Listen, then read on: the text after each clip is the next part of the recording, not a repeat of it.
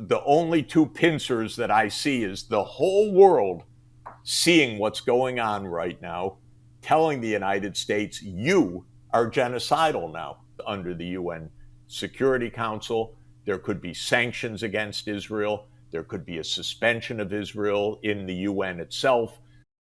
So recently, Jeffrey Sachs went on the Middle East Eye to talk about how Israel's genocidal actions in Gaza invalidate the UN. Jeffrey Sachs is an internationalist, so it was interesting to see him discuss this, because if this can happen and the U.S. just backs it as part of the UN Security Council, doesn't that make the UN itself irrelevant? He tackles that question here. Let's get into it. Please like the video and subscribe to the channel.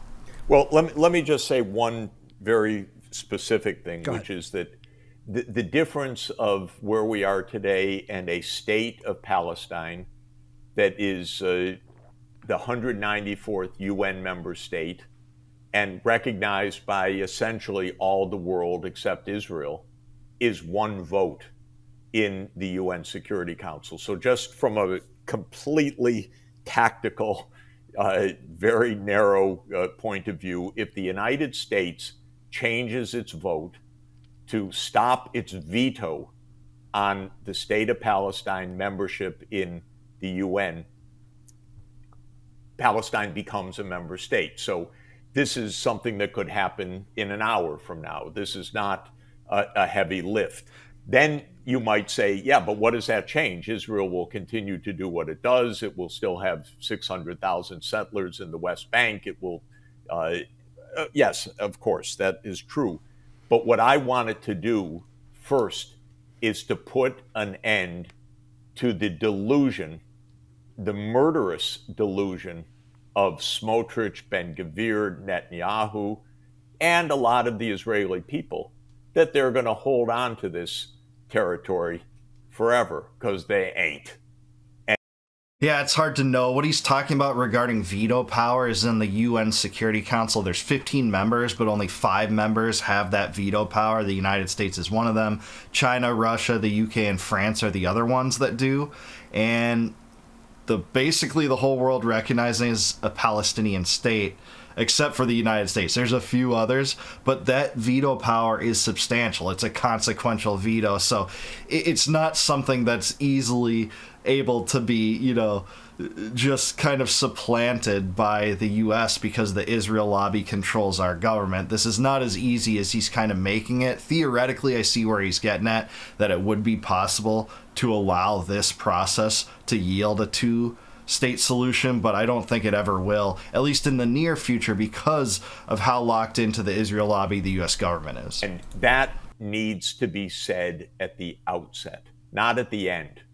It needs to be said irrevocably at the outset. Your borders are the 4th of June, 1967, period, according to international law, as determined once again by the International Court of Justice in 2024. Now, following that, if the U.S. changed its position, there could be the interposition of security forces under the UN Security Council. There could be sanctions against Israel. There could be a suspension of Israel in the UN itself. There could be a military suspension of any military equipment. Many things could be done to bring this to fruition. All right, just to clarify, he said 1967 borders. What he's referring to there is the borders of Green Line Israel from 1949 to 1967 that existed prior to the war, the Six-Day War in 1967, in which afterward Israel, took the occupied territories of the West Bank, Gaza, and the Golan Heights. That is what he is referring to, that the borders could go back to 1967. And yeah, I mean, theoretically, all these things could happen, but it's dependent on the U.S. breaking free from the Israel first mentality. It's not going to happen anytime soon. I think gradually the U.S. is more and more unlikely to support Israel, but it's just because of demographics and the fact that younger people just don't support it the way that older boomers do. Generally speaking, I know there's exceptions. I admit, I understand fully. It depends on the United States. But my point is, it doesn't depend on changing dozens of governments. It depends on ending the complicity in genocide of the US government. And the American people get it. They get it as much as they can in our propaganda filled world. They're 70% on board on this. So we're talking about, from my point of view, as of this morning, one vote, which puts a completely different dynamic into play. If you say, A, what's the chance? B, will it really work? C, what happens then with the settlers? This, that. Yes, I will throw up my hands like everyone else and say, this ain't easy. I'm trying to find a practical way. There are 8 million Palestinian Arabs and there are 8 million Jews in Israel, and I don't want the Jews to kill all the Palestinians. That's the way it's going right now, or to expel them. And I think the best thing is security on both sides, even if it's a wall a mile high. Yeah, I mean, on this, I think a two-state solution is superior to what you have happen here, and that is a genocide bankrolled and funded by the U.S., where the U.S. is just turning a blind eye to these atrocities, despite the fact that many Americans are opening their eyes to it finally over this, and the international community has long turned its eyes against Israel for the most part. But I think the more practical solution that no one talks about, between one state, two state solutions, what to do in Israel, how do we intervene here, who do we slap the tariffs and sanctions on? How about minding our own business? How about actual America first? How about the Jeffersonian mantra of peace, commerce, and honest friendship with all nations, entangling alliances with none? I want no part in supporting any state, including Israel. So better than the option of supporting two states, I would like to support 0 states. Don't subsidize other states. Mind your own business. Pull our troops back. Stop bankrolling regime change operations and military strikes in the Middle East. That would be superior. There should be a state of Palestine right now, immediately, and Israel should get the heck out and stop its murder. And that's what I'm trying to see how to do. And I think we're much closer to that possibility, and that there's a very practical roadmap. Of course, we got Trump, we've got the AIPAC, we've got the Israel lobby. I understand all of that. I've lived with that all my life. But again, the only two pincers that I see is the whole world seeing what's going on right now, telling the United States, you are genocidal now. Mr. Trump, who wants his Nobel Peace Prize. Nobel Peace Prize for your genocide? Give me a break. And look at the American people. They are against what is being done in the name of the American people. Yeah, Americans are pretty divided on this, honestly. I saw a recent poll where it was something like 67% Democrats don't support what Israel's doing, and 67% of Republicans do support what Israel's doing. But that same poll also had another question that said, what percentage of the American people believes that Israel is beneficial toward the United States in terms of an alliance? And it was 1/3.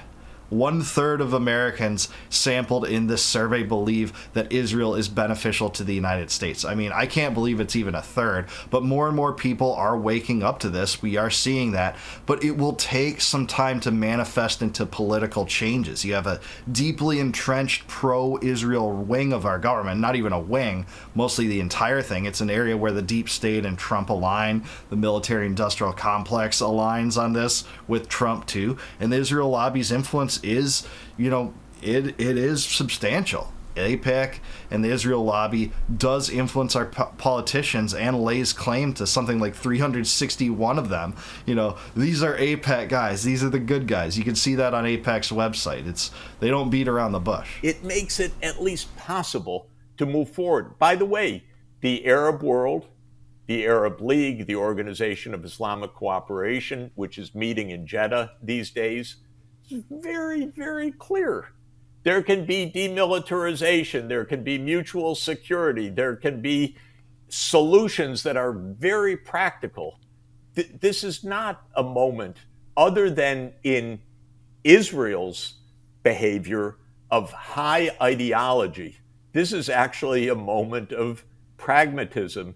Stop mass murder. And there's a lot of good thinking going on in the Arab League, in Saudi, in Egypt. I'm in touch with the diplomats. They want very practical things. Where are people in Gaza going to live? How are they going to survive? Who's going to do the rebuilding?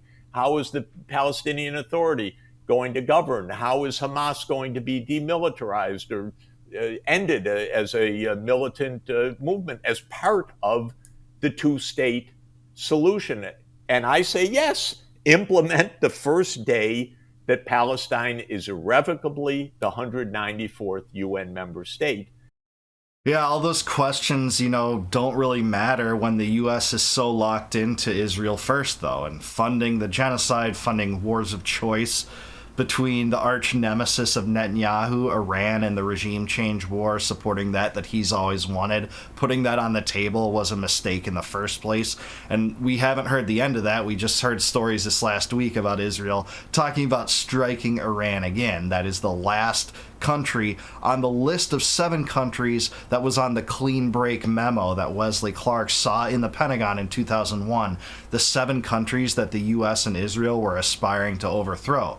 Israel's mentality since the mid-90s, for the most part, has been to break away from a peace strategy. That was the Oslo Accords. That was what Oslo was going to bring, in favor of this new strategy where we don't make peace, we actually wage war against our neighbors, get into regime change operations with them, and treat the Palestinians like dirt. And that's saying a lot. I mean, that's saying better than they're being treated. They're being annihilated right now.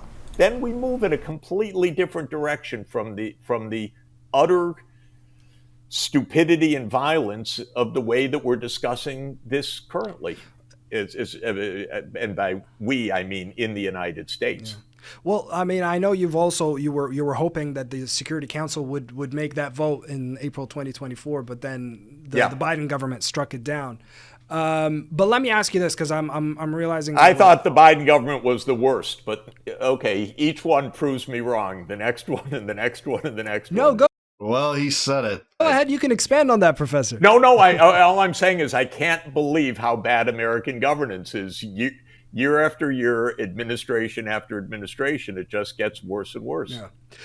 And this will be my last question because I'm aware of your time constraints. But Canada, the UK, France, Australia, they've all said that they've pledged basically that they will recognize Palestine. Some of these countries have actually placed stipulations, but they've said that they'll recognize Palestinian statehood with these stipulations in September, which many have criticized as treating Palestinian statehood as a bargaining chip, the fact that they placed these stipulations. But what do you expect to see from these pledges come September?